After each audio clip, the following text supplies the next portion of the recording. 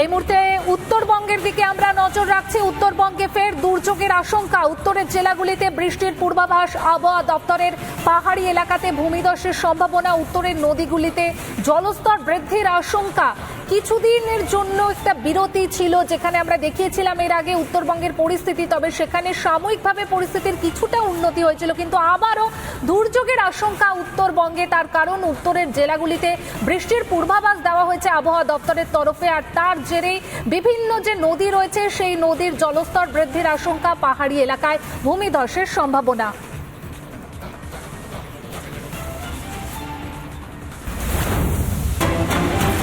এই মুহূর্তে আমরা দার্জিলিং এর দিকে নজর রাখবো। দার্জিলিং এ ফের ধস। চামেলির 10 নম্বর জাতীয় সড়কে ধস।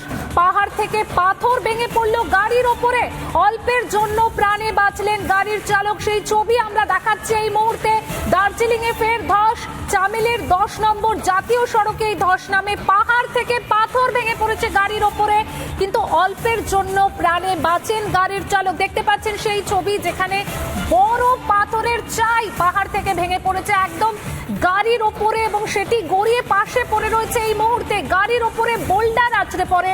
অল্পের জন্য প্রাণে বাঁচলেন গাড়ির চালক। একদিকে আমরা ছবি দেখাচ্ছি, জল বাড়ছে উত্তরের বিভিন্ন নদীগুলির। তার কারণ আবারও আবহাওয়া দপ্তরের তরফ থেকে পূর্বাভাস দেওয়া হয়েছে টানা বৃষ্টির।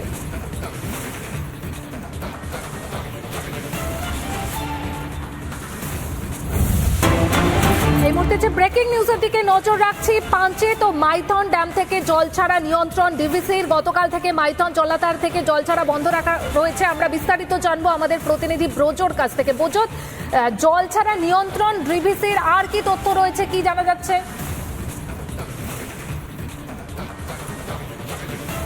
দেখো, একেবারে যে গত কাল থেকে বলা যায় পরশু থেকে যে জল ছাড়া শুরু করেছিল ডিভিসি পাঞ্চেত এবং মাইথন জলাধার থেকে, তাতে কিন্তু একটা যে প্লাবিত হওয়ার যে আশঙ্কা তৈরি হয়েছিল, এবং দেখা যাচ্ছে যে গতকাল থেকে কিন্তু যে মাইথন জলাধার, সেই জলাধার থেকে কিন্তু জল ছাড়া বন্ধ রয়েছে, কিন্তু পাঞ্চেত জলাধার থেকে জল ছাড়া লাগু ছিল, অব্যাহত ছিল। কিন্তু আজকে যেটা জানা যাচ্ছে যে সেই যে জল ছাড়ার পরিমাণ, সেই জল ছাড়ার পরিমাণ আজ পাঞ্চেত যে জলাধারে সেখানে কিন্তু কমানো হয়েছে।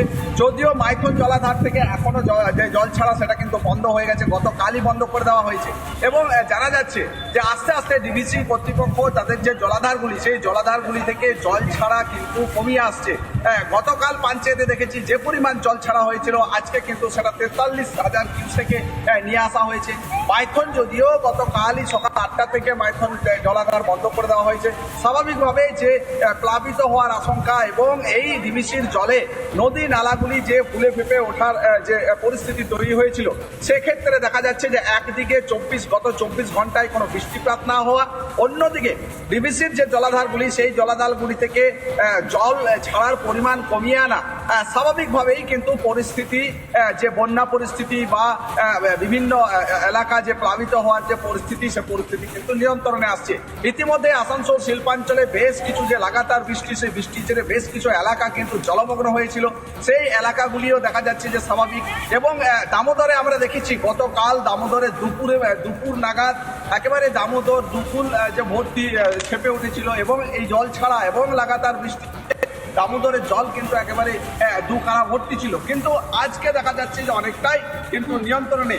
অন্যদিকে জলাধারগুলি যেগুলো পাঞ্চেত এবং ডিভিসির জলাধার, এখানে রয়েছে পাঞ্চেত এবং মাইথন, সেই মাইথন তার মানে বলা যেতেই পারে যে যে দুর্যোগের আশঙ্কা করা হচ্ছিল সেই আশঙ্কা অনেকটাই কম, কারণ পাঞ্চেত মাইথন ড্যাম থেকে জল ছাড়া নিয়ন্ত্রণ ডিভিসির। অন্যদিকে আমরা কিন্তু এই মুহূর্তে দুর্গাপুরের দিকে নজর রাখবো। দুর্গাপুরের ব্যারেজ থেকেও কমলো জল ছাড়ার পরিমাণ।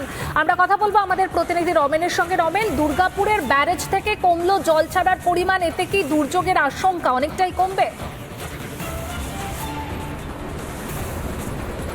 দেখো পায়েল, আমি তোমাকে জানিয়ে রাখি, গতকাল রাত্রে দুর্গাপুর ব্যারেজ থেকে জল ছাড়ার পরিমাণ ছিল প্রায় 1,31,000 কিউসেক, এবং তারপর সকাল থেকে সেটা কমে দাঁড়ায় 1,28,000। এখন সকাল 11টার পর থেকে কার্যত জল ছাড়ার পরিমাণ ডিবিসি কমিয়েছে, সেটা জানা যাচ্ছে প্রায় 1,16,000 কিউসেক। এবং জল ছাড়ার পরিমাণ কিছুটা কমেছে, সামান্য কমেছে, কিন্তু 1 লাখের উপরে যখন জল ছাড়া হয় সেটা কিন্তু একটা যথেষ্টই বেশি। এবং তার ফলে দামোদর যে নিম্নবর্তী এলাকাগুলো, পশ্চিম বর্ধমান, পূর্ব বর্ধমান, হাওড়া, হুগলি, সেখানকার কিন্তু প্লাবিত হওয়ার একটা আশঙ্কা থাকে। এবং যেটা ডিবিসি সূত্রে জানা যাচ্ছে যে ঝাড়খণ্ড অববাহিকা, দামোদর অববাহিকায় ঝাড়খণ্ডে যদি বৃষ্টিপাত না হয় তাহলে কিন্তু জল ছাড়ার পরিমাণ কমবে। আর যদি ঝাড়খণ্ডে যদি বৃষ্টিপাত বেশি হয় তাহলে কিন্তু ডিবিসি কর্তৃপক্ষ বাধ্য হবে জল ছাড়তে। এবং সেক্ষেত্রে দুর্গাপুর ব্যারেজে যদি জল এসে জমা হয় পাঞ্চেত এবং মাইথন থেকে, তাহলে সেই জল ছাড়তে দুর্গাপুর ব্যারেজ কর্তৃপক্ষ বাধ্য হবে। এবং এই জল ছাড়া নিয়ে যে একটা বিতর্ক শুরু হয়েছে রাজ্য সরকার এবং ডিবিসির মধ্যে চাপার উত্তর চলছে। পায়েল, তোমাকে জানিয়ে রাখি, এই দুর্গাপুর ব্যারেজ সংলগ্ন, আমি একটু বাঁ দিকে দেখাতে বলবো, এই বাঁ দিকে হচ্ছে স্কাডা সেন্টার। স্কাডা সেন্টারে কারা নিয়ন্ত্রণ করে? রাজ্যের সেচ দপ্তর এই স্কাডা সেন্টার নিয়ন্ত্রণ করে। এবং যে স্কাডা সেন্টারে যে তথ্য যে দুর্গাপুর ব্যারেজে কত জল জমা হচ্ছে, কত জল ছাড়া হবে, সমস্ত তথ্য রাজ্য সরকার, সেন্ট্রাল ওয়াটার কমিশন, ডিবিসি প্রত্যেকের কাছে ঘন্টায় ঘন্টায় যায়। তাহলে ডিবিসি কর্তৃপক্ষ বলছে যে তাহলে রাজ্য সরকার কেন ডিবিসিকে দোষারোপ করছে? আর এই স্কাডা সেন্টার কিন্তু নিয়ন্ত্রণ করছে রাজ্য সেচ দপ্তর। তাহলে কেন এই চাপাডুটোর, এই নিয়ে কিন্তু একটা বিতর্কের সৃষ্টি হয়েছে। পায়েল। ধন্যবাদ রমেন। আমরা কথা বলছিলাম প্রতিনিধি রমেনের সঙ্গে। দুর্গাপুর ব্যারেজ থেকে কমলো জল ছাড়ার পরিমাণ, এমনটাই কিন্তু জানা যাচ্ছে। এবং বারবার যেটা উঠে আসছিল যে ডিভিসি সরকারকে না জানিয়ে জল ছেড়েছে, এবং তার ফলে একটা আশঙ্কা তৈরি হচ্ছিল যে বিভিন্ন এলাকা প্লাবিত হতে পারে ডিভিসির এই জল ছাড়ার ফলে। কিন্তু এই মুহূর্তে যে খবর জানা যাচ্ছে যে এই মুহূর্তে যে জল ছাড়ার পরিমাণ কমেছে, তাতে কিন্তু যে আশঙ্কা করা হচ্ছিল সেই আশঙ্কা অনেকটাই কমেছে। আমাদের দুই প্রতিনিধি এই তথ্য আমাদের সামনে তুলে ধরলো। ধন্যবাদ ব্রজ এবং ধন্যবাদ রমেন।